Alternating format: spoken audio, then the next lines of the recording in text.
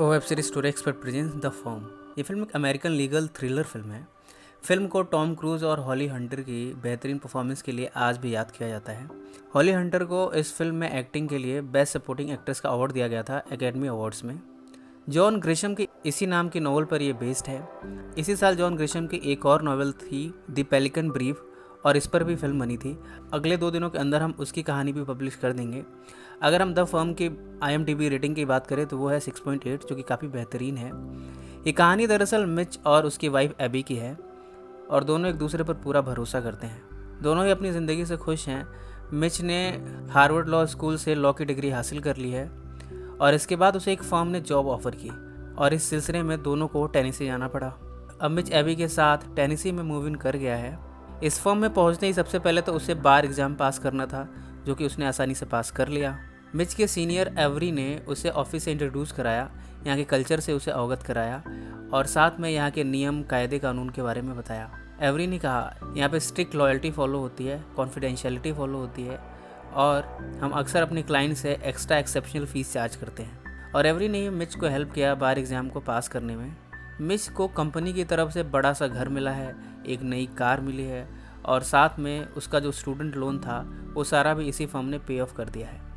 Mitch तो बहुत खुश है कि उसकी ज़िंदगी अब आरामदायक हो गई है, पर एवी को इन सब पे शक हो रहा है। भला एक फर्म इतना सब कुछ क्यों कर रही है? गाड़ी भी दे दिया, घर भी दे दिया, उसका स्टूडेंट लोन भी सारा पे ऑफ कर दिया और तो और ये फर्म इनके पर्सनल मैटर्स में भी ज़्यादा ही इंटरेस्ट ले रहा है। इन सब से एवी को और भी ज़्यादा शक होने लगा है। इतना भी कम नहीं था कि अब मिच शिफ्ट ख़त्म होने के बाद भी घंटों काम करता है और अक्सर घर देर से आया करता है। इसकी वजह से इनके रिश्तों में भी अब थोड़ी थोड़ी दूरियां बढ़ने लगी हैं। धीरे धीरे अब मिच को समझ में आने लगा है कि इस फर्म के जितने भी क्लाइंट्स हैं मोस्टली इलीगल बिजनेस करते हैं। ये फर्म उनके बिजनेस को प्रोटेक्ट करने का काम करती है, उन्हें टैक्स बचाने में मदद करती है और साथ में उनसे एक्स्ट्रा फ़ी चार्ज करती है। इनका एक क्लाइंट है जो कि शिकागो में है। वो जाना जाता है अपने कस्टमर्स के लेग्स तोड़ने के लिए। जब उनके कस्टमर उन्हें लोन पे ऑफ नहीं कर पाते तो उस केस में ये उन कस्टमर्स को बहुत बुरी तरह मारते हैं और उनकी टांगें तक तोड़ देते हैं और उनको प्रोटेक्ट करता है ये फर्म। एक बार मिच इस कंपनी की तरफ से एक वर्किंग ट्रिप पे गया केमन आइलैंड में। वहाँ पर उसे मिला सीनियर एवरी का वेकेशन हाउस और उसने देखा कि उस घर में बहुत सारे डॉक्यूमेंट्स पड़े हुए हैं, जिनमें से एक डॉक्यूमेंट ऐसा है जिससे ये पता चला है कि पास्ट में एक एम्प्लॉय इसी फर्म का मारा गया था और वो मौत भी इसी फर्म ने कराई थी। अब मिच को और भी ज़्यादा शक होने लगा है इस फर्म पे। इन्हीं सब में इस आइलैंड पे वो एक लड़की से मिला।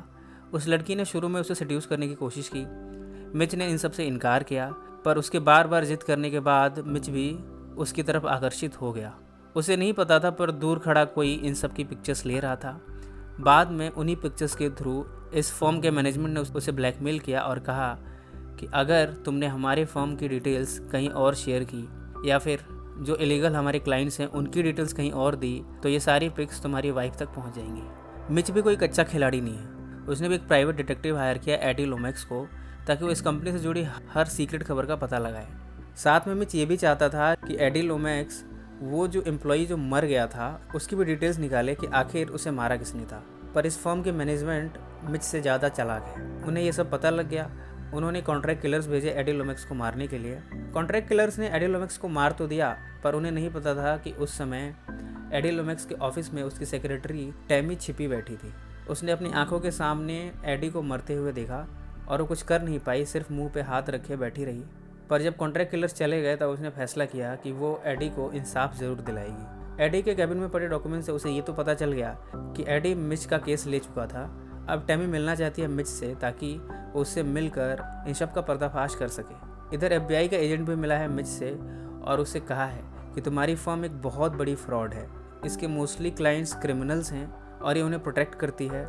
साथ में इस कंपनी से जुड़ा कोई भी एम्प्लॉय अगर इनके खिलाफ आवाज़ उठाता है तो वो मारा जाता है।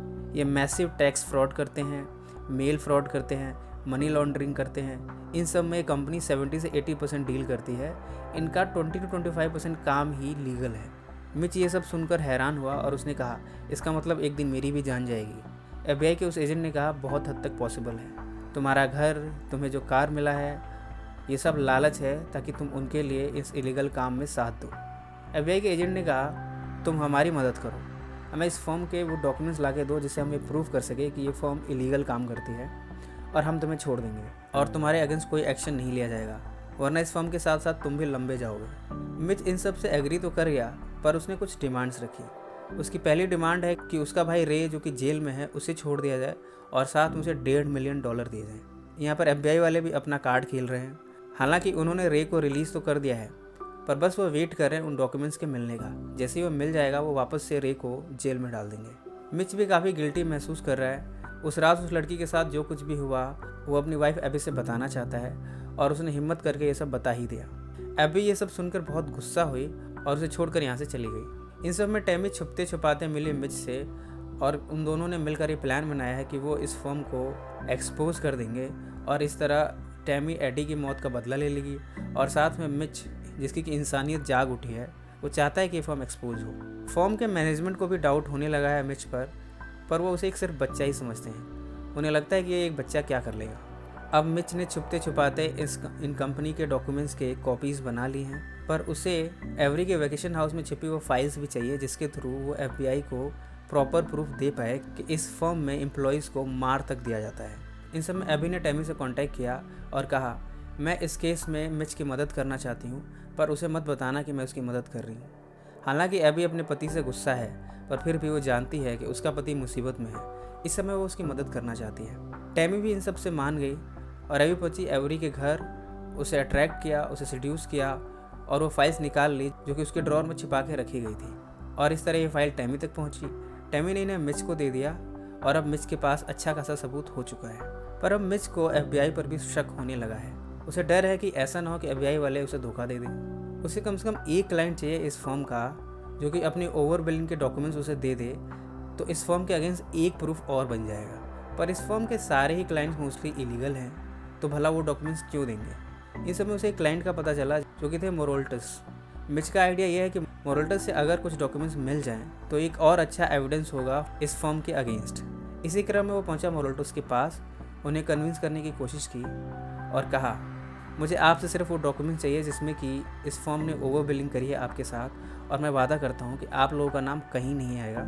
मैं सिर्फ इस फर्म को एक्सपोज करना चाहता हूँ और मेरा कुछ भी इरादा नहीं है। मुझे सिर्फ इनवॉइसेस चाहिए जिससे कि मैं इन्हें FBI को हैंड ओवर कर सकूं। मोरोल्टस हालांकि ये सब करना नहीं चाहते थे और ना ही वो इन सब में फंसना चाहते थे, पर उन्होंने मिच की आंखों में कन्विक्शन देखी और साथ में मिच ने ये भी कहा कि बाद में वो इनके केसेस को खुद ही हैंडल करेगा और उनके ऊपर किसी तरह की मुसीबत नहीं आने देगा, इनके सारे लीगल काम वो देखेगा। मोरोल्टस ने सोचा मिच तो वैसे ही अच्छा लॉयर है, तो उससे आगे चल के इन्हें फ़ायदा हो सकता है। इस तरह उन्होंने वो डॉक्यूमेंट्स मिच को दे दिए और अब इन सब सबूतों के साथ मिच इस फॉर्म को एक्सपोज कर पाएगा। और फाइनली वही हुआ, उसने FBI को सारे डॉक्यूमेंट्स दिए और ये फॉर्म हमेशा हमेशा के लिए सील हो गई। इस फॉर्म के मैनेजमेंट में से 2 लोगों ने मिच का पीछा किया उसे मारने के लिए। उनमें से एक ने मिच पर गोली चलाई, पर वो गोली जाके लगी उसी के साथी को। दूसरे को मिच ने मार कर बेहोश कर दिया और वहाँ से भाग गया। इस तरह मिच इन सब से बच गया। अब मिच ने FBI के एजेंट को अप्रोच किया और कहा, मैं जानता हूँ कि तुम मुझे धोखा देने वाले थे, तो मेरे भाई को दोबारा जेल में डालने का प्लान कर रहे हो, लेकिन अगर तुमने ऐसा किया तो मैंने तुम्हारी आवाज़ को पहले ही रिकॉर्ड कर रखा है, जिसमें हम दोनों के बीच जो भी डील हुई थी सब कुछ रिकॉर्डेड है। अगर मेरे भाई को फिर से जेल में डाला गया तो ये सब कुछ पब्लिक हो जाएगा। मजबूरन FBI का एजेंट भी चुप बैठ गया और ये हमेशा के लिए जेल से छूट गया। और साथ में मिच ने $1.5 मिलियन का हाफ जो कि मिल चुका था उसको रे के पास भेज दिया और अब रे एक पीसफुल ज़िंदगी बिता रहा है और अब मिच भी आज़ाद है अपनी उन टेंशन से। इन्हीं सब में एबी उसके पास आई। मिच ने उसे देखते ही अपने किए की माफ़ी मांगी। उसकी पत्नी एबी ने भी उसे माफ़ कर दिया और अब दोनों ने फैसला किया कि वो इस टेनेसी शहर से बहुत दूर चले जाएंगे।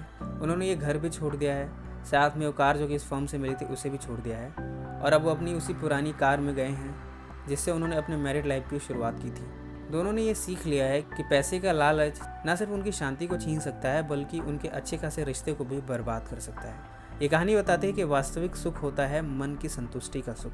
अगर आपका मन जितना है उतने में खुश है तो आप कभी पैसों के पीछे नहीं भागेंगे, क्योंकि आप जानते हैं कि जितना ज़्यादा पैसा आएगा उतनी ही बेचैनी आएगी आपकी ज़िंदगी में। फ्रेंड्स, ये कहानी कैसी लगी कमेंट्स में ज़रूर मेंशन करें। इस वीडियो को लाइक और शेयर ज़रूर करें। और किसी फिल्म की कहानी या वेब सीरीज़ की कहानी आप सुनना चाहें तो उसे भी कमेंट्स में मेंशन करें, हम उसे ही पब्लिश करेंगे। अगर आपने हमारे चैनल को अभी तक सब्सक्राइब नहीं किया तो सब्सक्राइब कर लीजिए और बेल आइकन दबा दीजिए। सो फ्रेंड्स, फिर मिलेंगे ज़िंदगी के किसी नए मोड़ पे।